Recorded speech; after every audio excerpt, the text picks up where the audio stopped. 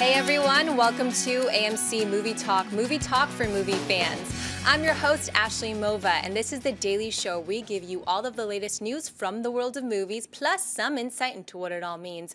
Joining us as always is AMC Movie News Editor-in-Chief, John Campea. Greetings and salutations, everybody. Welcome to the best damn movie-related show on the internet, coming to you live from the Stream.tv studios here in Hollywood, California. We are so glad you decided to make us part of your day. Also here, AMC Movie News Entertainment Correspondent, Erin Darling. Hey guys, glad to be here. Ashley, can I just say you really remind me of Princess Jasmine right now? Oh my gosh! Biggest compliment in the world! Oh my gosh, I'm flattered. Also here, writer-director John Schnapp. Who's Princess Jasmine? Is that a Star Wars character? Hey, did you guys see that Samuel L. Jackson? Like, man, he went off last night, yesterday morning. Awkward. Well, sad news today, as it has been confirmed that Hollywood icon and legend Shirley Temple has passed away at the age of 85. A talented and ultra-adorable entertainer, Shirley Temple was America's top box office draw from 1935 to 1938, a record no other child star has come near. She beat out such grown-ups as Clark Gable, Bing Crosby, Robert Taylor, Gary Cooper, and Joan Crawford.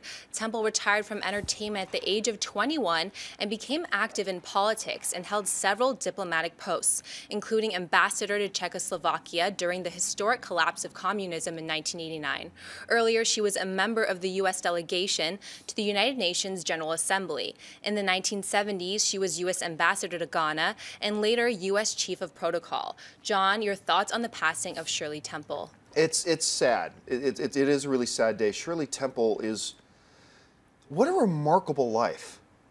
Because, you know, as Ashley's reading over her biography, basically, it's like she was the biggest entertainer in the world. And first of all, that little girl could dance. I mean, holy crap. She was a legit amazing entertainer.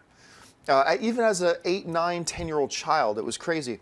But then she retires at 21.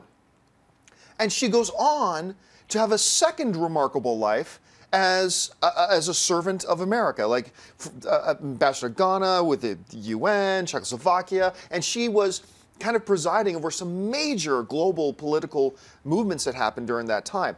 Just a remarkable life. And you know, back, I can't remember the name of the movie, but it was around 1935. She did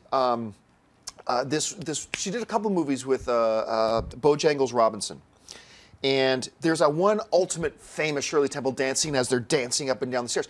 1935, collaborative entertainment with whites and blacks at that time, unheard of. So she broke down barriers.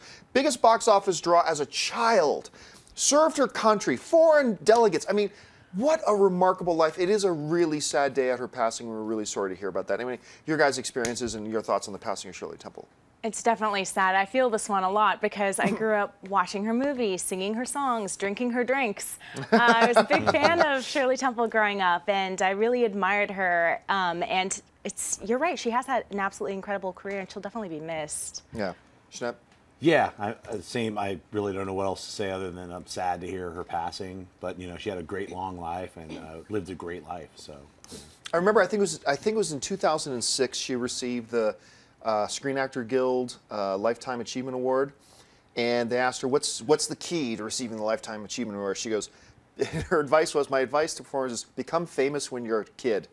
And get started early. Get started really early. I thought that was really funny. So yeah, a sad day, and she was royalty, and she will absolutely be missed. Yeah, check out her stuff on YouTube if you guys who are like, you know, anybody who's watching is too young to know who Shirley Temple is. Like, you could see a ton of her most famous performances all on YouTube. Awesome. Clips.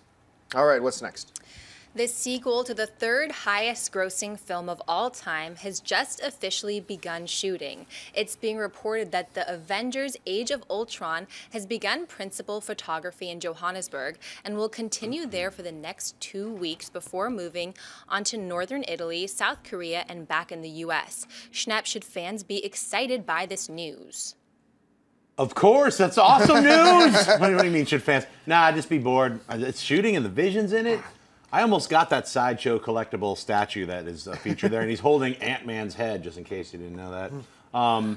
Yeah, I'm beyond excited. I loved the Avengers, as I know you did too. And so, to me, and also just with all the casting news of the Vision last week, it's just really exciting. So, you know, I'm glad that that's coming out in 2015. You know, some people might say, well, John, you knew Avengers was coming. Yeah, but honestly, we live in an age right now where Halo's coming. Peter Jackson's producing it. He's got his director. Everybody's on board. It's happening. Oh, it's dead. Spider-Man 4 is coming. Sam Raimi's already casting it. It's happening. John Malkovich going to be the Vulture and blah, blah. Oh, it's dead.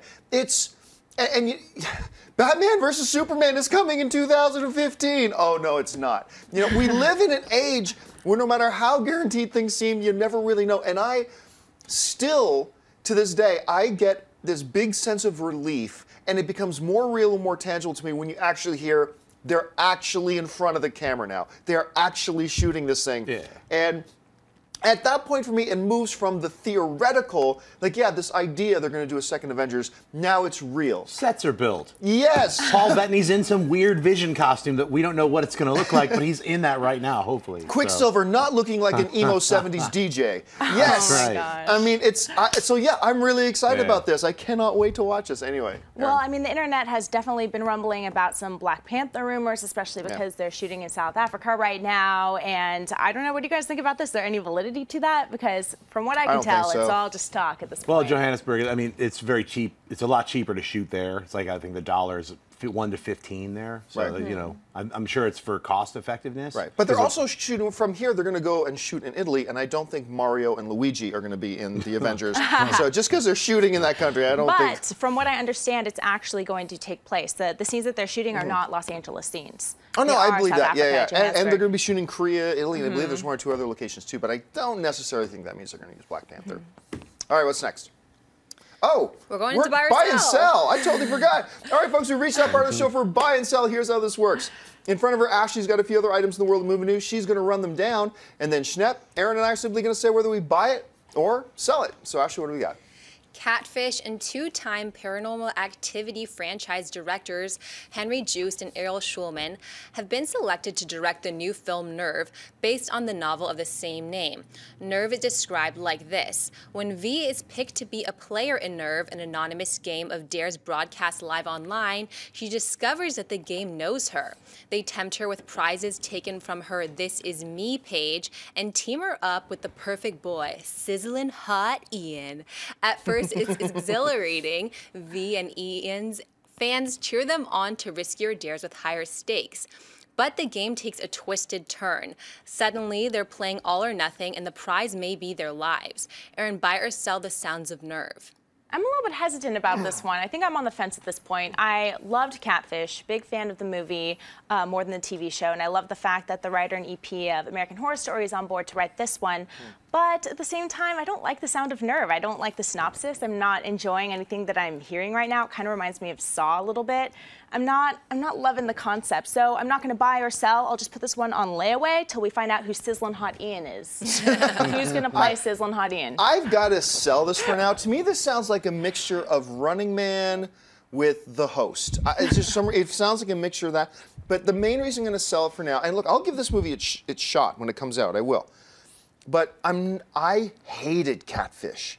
Really? I hated that movie with a passion. Wow. And I think part of it was because I remember the marketing of that movie was they built it up like something horrific happened. Because the trailers were like showing them sneaking up to the farmhouse at night. It's like, and then then it goes all black and you just hear, this is in the trailers, then you just hear their voices, oh my God, oh my God. It's like, the trailers were so deceptive and lying. And you realize, so wait, this is just about him finding out that his Facebook crush is just not who he thought it was?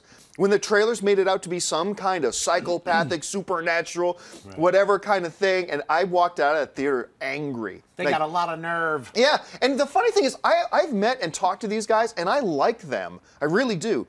But I need to see them do something, and I think this is their first crack at doing something that isn't found footage or documentary. This is their first narrative. So it is going to be interesting, and maybe I'll get on board with it later, but for now, for me, it's a sell.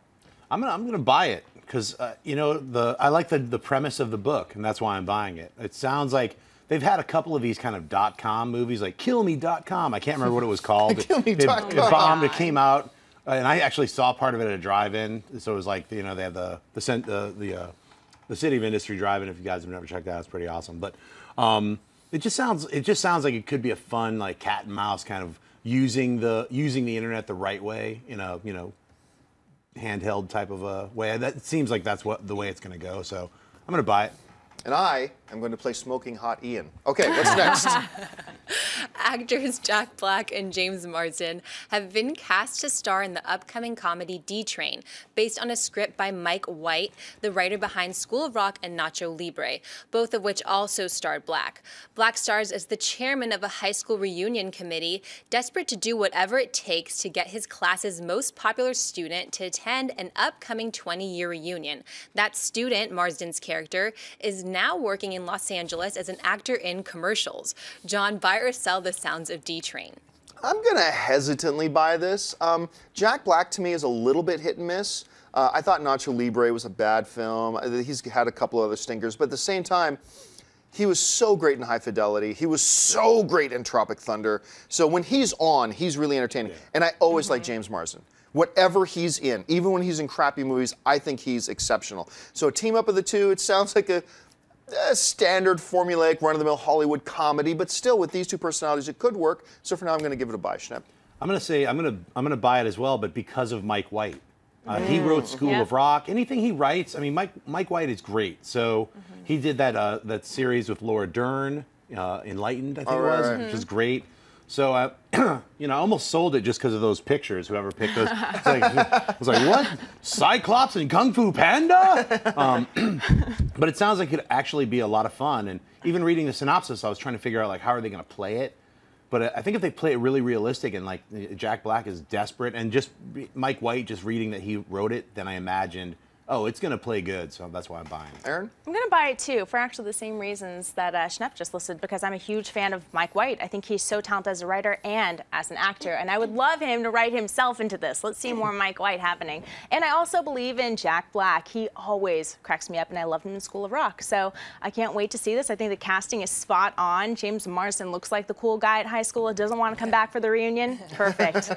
Bye. All right, what's next? Speaking of comedy team-ups, it's being reported that Seth Rogen and Joseph Gordon-Levitt are set to reteam with their 50-50 director, Jonathan Levine, for an untitled Christmas comedy about three childhood best friends who reunite in New York City for their annual tradition of going out on Christmas Eve.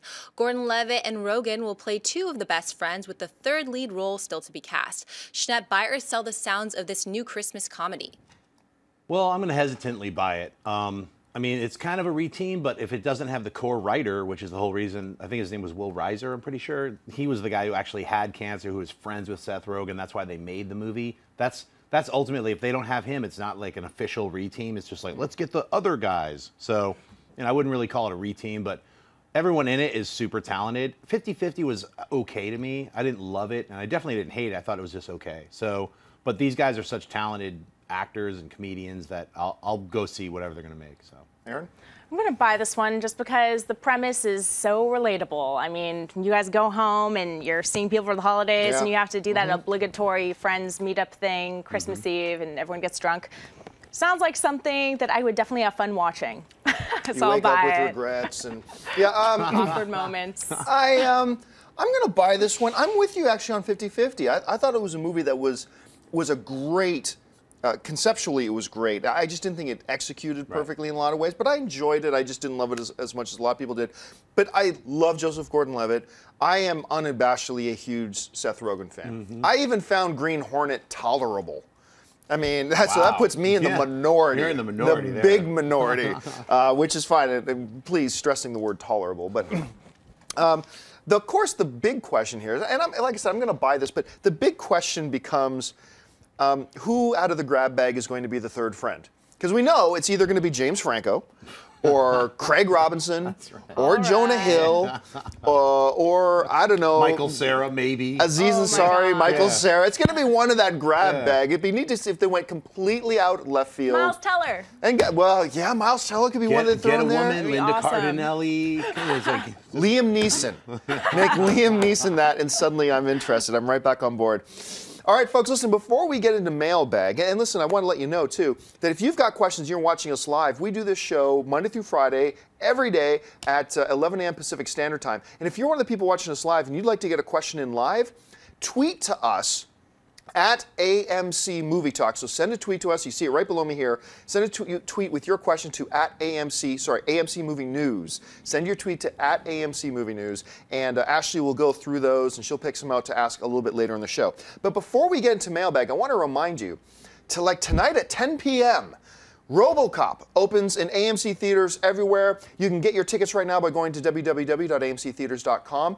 And we recently had a chance to go to the press junket of this. I sent Amy Rose over there, and she recently sat down with one of the stars of the film, Gary Oldman, to talk about the new film. Check it out.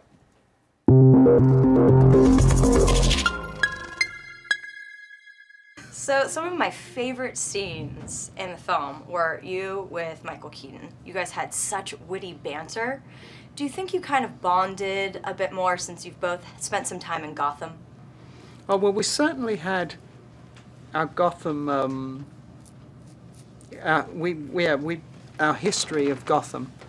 It was weird, or strange that he was the first Batman and I was the last Gordon, at that time anyway.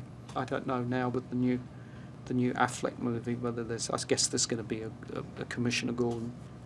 But, yeah, and the scene originally with Keaton, our big scene together, was in fact we were not in the room together.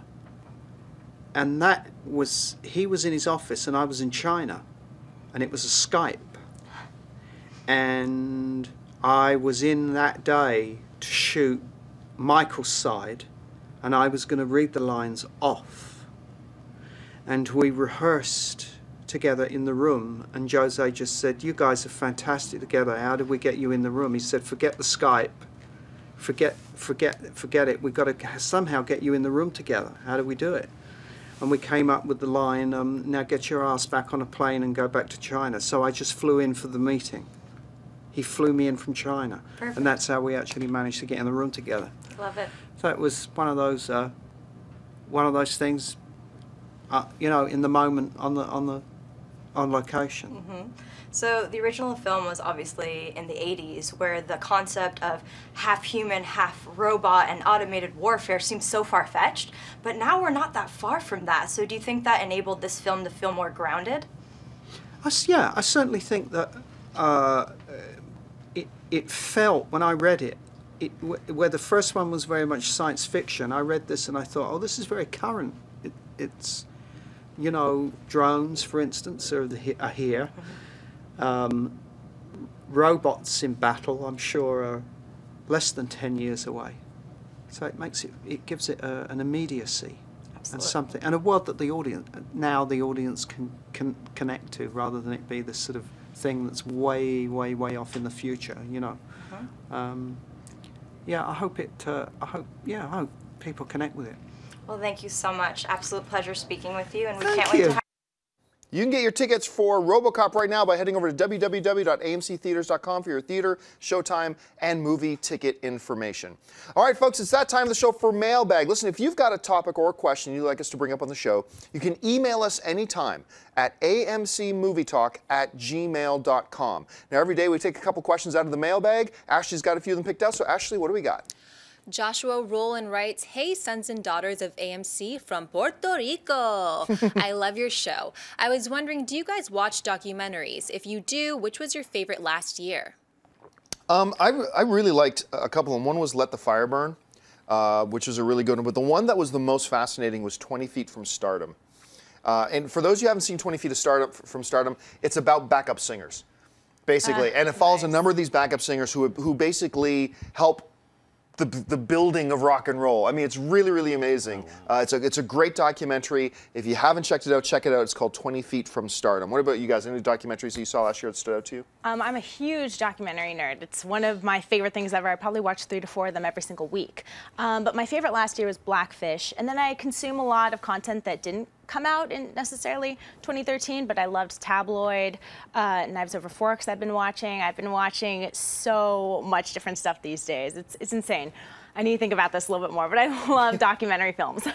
For me, 2013, The Act of Killing, which was a horrific look into the Indonesian genocide, and just these guys who had such a cavalier, grotesque way of bragging about all the murders that they did. The filmmakers actually had them do these really crazy reenactments, and then not all of them, but one of the guys actually ended up finally kind of getting, oh wow, I'm a murderer.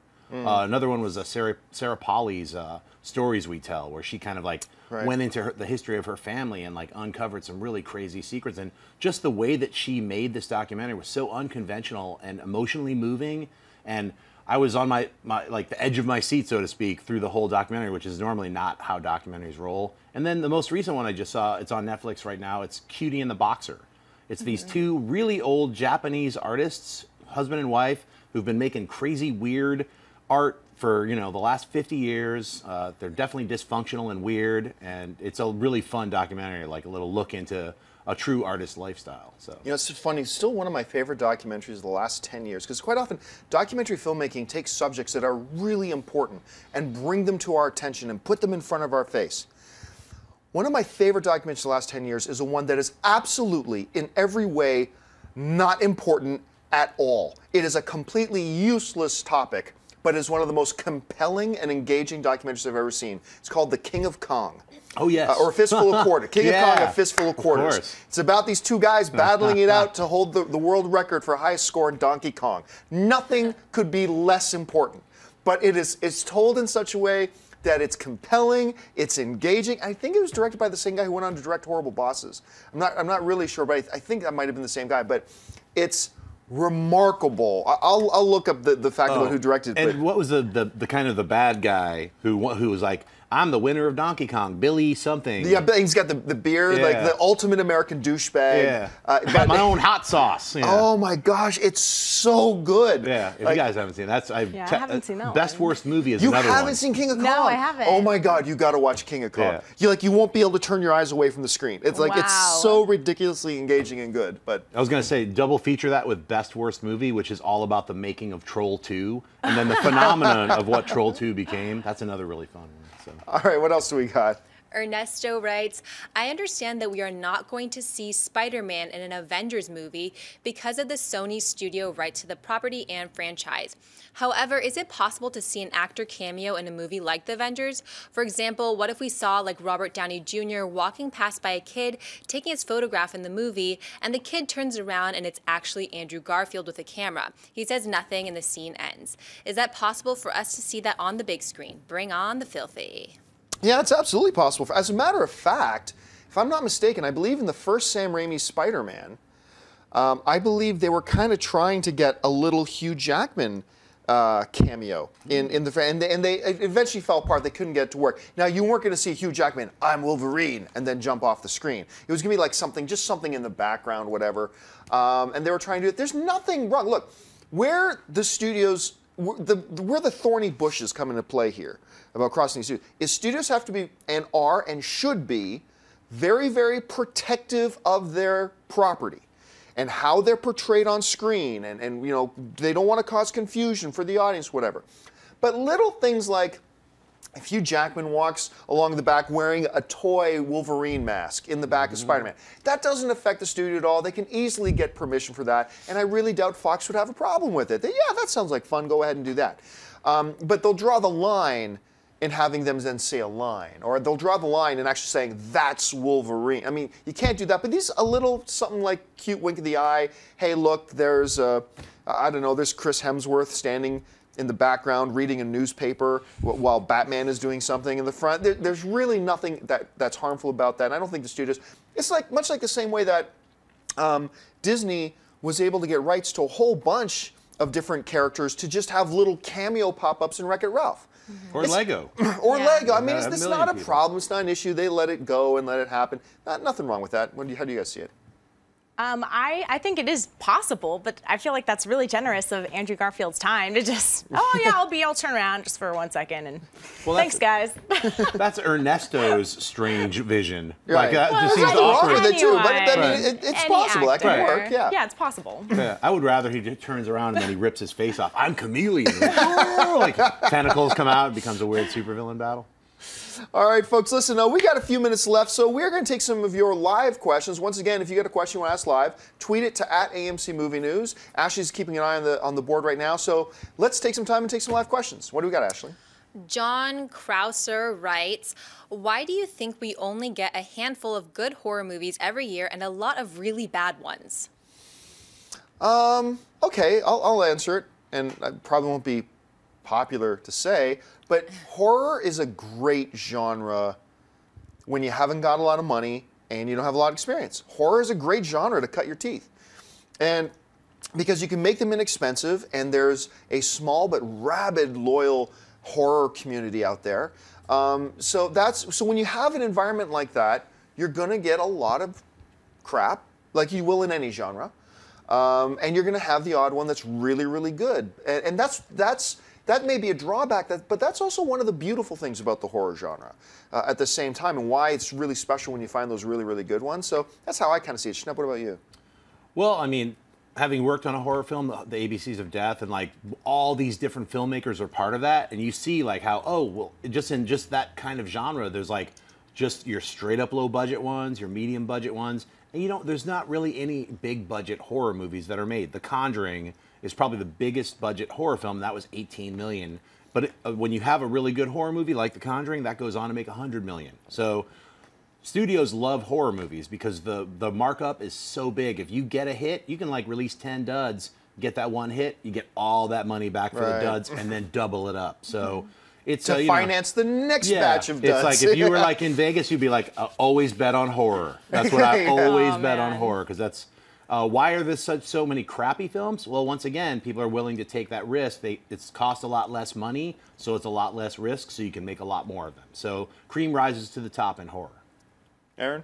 Well, I mean, define bad. I mean, what's a bad horror true, film? yeah. I like some bad horror films. That being said, though, I thought last year was a great year for horror. I think if we can continue the model that 2013 set moving forward, I would be completely, sufficiently happy with what's going on in that genre. But Evil Dead, I felt Insidious 2, The Conjuring were all amazing examples of great horror films, and I hope to see more of them in the future, as long as some bad ones happen too. Evil Dead 2s. All right, let's Love take a couple those. more. Dr. Serial King writes, favorite book to movie adaptation that isn't a comic book? Wow, famous book to movie adaptation. I mean, all time, my favorite, but it wasn't to movie, it was to a TV miniseries, was Shogun. I mean, that was brilliant. I love The Girl with the Dragon Tattoo. I loved it. I'm one of the few guys who actually prefer the North American version over the Swedish version. I know you disagree with me on that. Well, everybody disagrees with me on that. But I think that might stand really up there for me. What about you guys? Favorite book to movie adaptation? I think in recent history, I really like Perks of Being a Wallflower. I Oh, thought that was a pretty good adaptation. Schnepp? Wizard of Oz. Hey, yeah. That's my favorite. It just sprung to mind. So. All right, what else we got? Patrick Monaghan writes, hey AMC, if A Million Ways to Die in the West and Ted 2 makes a ton of money, do you think we will see a Family Guy movie? Well, he's already said that they have their plan for a Family Guy movie. He's already talked about it. He hasn't talked about it a lot recently, but he said, we've already got our plan. It's going to be hard R because they already do a lot on Family Guy, and now they won't have the restraints of being on TV. And he said, we're going to really go for it. I don't even think A Million Ways to Die in the West and Ted 2 have to be big hits. As long as they're not monumental flops, we're going to see a Family Guy movie. It's going to happen. But he also said that we're not going to do it the way The Simpsons did it, because the Simpsons creators were like trying to keep the TV show going while we were making the movie at the same time, killed them. So I think he's waiting until he's done with Family Guy on TV, and then they're going to do Family Guy movie. At least that's the last that I heard. Have you guys heard anything different? No, that's pretty much what I've heard, and I would love to see it in theaters. I would almost think, though, it doesn't matter whether Ted 2 or the Wild West film that he's making flop. They're still going to make a Family Guy movie. I mean, it's the costs difference and the popularity of Family Guy. I mean, he could have 3 flops in a row. They'd still be like, all right, are we done with Family Guy? Make that movie. You know? That's just instant money. Yeah. I don't know, man. I think if he loses studios money 2 films in a row, and it's not going to happen. Ted 2 is not going to lose Right. money. A Million Ways to Die in the West is not going to lose money. But if we're talking theoretically, if they both lose a studio a big amount of money, yeah, I think they'll step back and say, well, wait, we don't know we want to. We think maybe people are tired of you. We think maybe people tired of your style of humor. We're not going to put money into the Family Guy. But like I said, that's not going to happen. Right, Ted 2 will make the money, even if the Wild West one fails. Yeah, you're absolutely Ted 2 right. will make the money. All right, let's take 2 more. Raymond G writes, do you see more Marvel movies past 2020? Yeah, why not? Marvel's printing money. They're printing money. So yes, this is going to, until people stop going to these movies. And remember, look, people are saying, oh, the superhero genre is almost dead. They've been saying that for 15 years. Almost 20 years. Yeah, almost 20. They've been saying that. I mean, so no, the superhero genre is nowhere near the end of its run. We're going to go well beyond. But and like everything else, Hollywood moves in ebbs and flows, right? It goes like this and goes like this, and there'll be different trends and all that kind of stuff. But as of right now, the superhero genre is very healthy, making a lot of money. Audiences are loving them and eating them up. So there's no, not before 2020. Why 2020? Are you some kind of weird psychic? I believe 2020 is when the world explodes and there shall be nothing left. And if that happens, yeah, then there's no more. Then maybe movies. Marvel won't make any more maybe films. It's Armageddon. Maybe. I think Avengers 6 will still come out even if the world explodes in 2020. Yeah, just a black hole, wormhole. Black holes aren't real, guys. A wormhole opens, and then a movie just shows in the middle of nothingness. All right, last one. All right, Mike writes, question, if all you guys had to have a cameo or one line in a movie this year, what film would it be? Damn, you said this year. Yeah. Because for me, an unhealthy portion of my life completely revolves around Star Wars.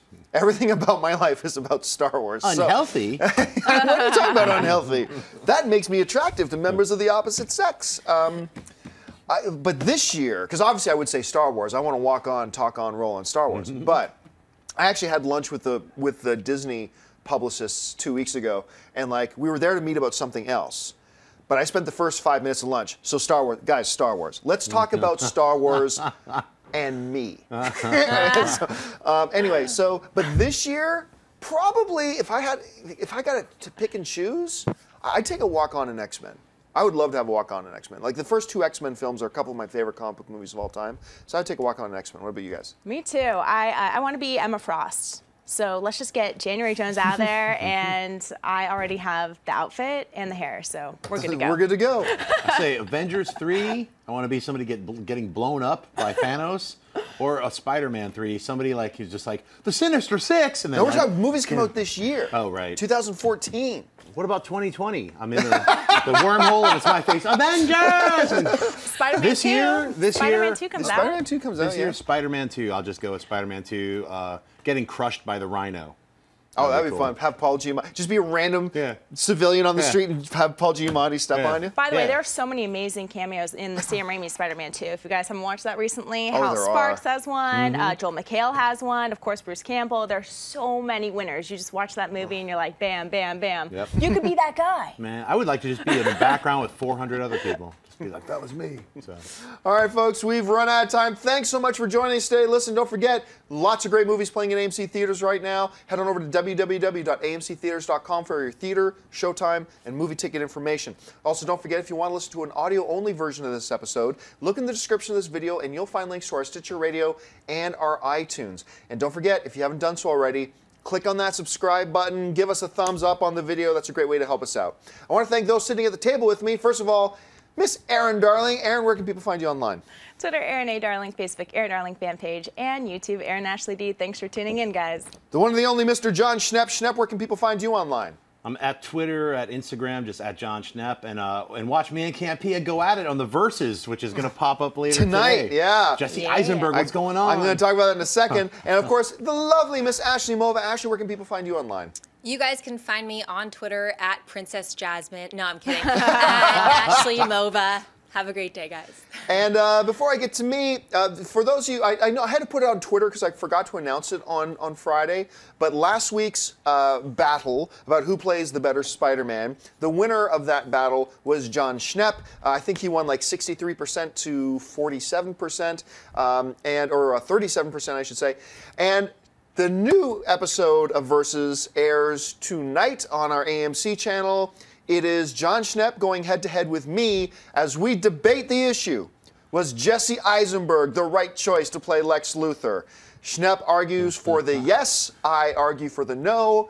And Jesse, if you're going to watch tonight, I apologize. I don't actually believe half the things that I said, but I had to give it my best shot. So anyway, thanks a lot for joining us, guys. My name's John Campia. So until next time, bye-bye. If you like this video, be sure to give it a thumbs up and don't forget to subscribe to AMC Movie News on YouTube. It's free and a great way to stay updated with all the latest movie news and check out our daily show, AMC Movie Talk. Also, don't forget to check us out on Facebook and Twitter to stay in the loop for our special prizes, giveaways, and contests.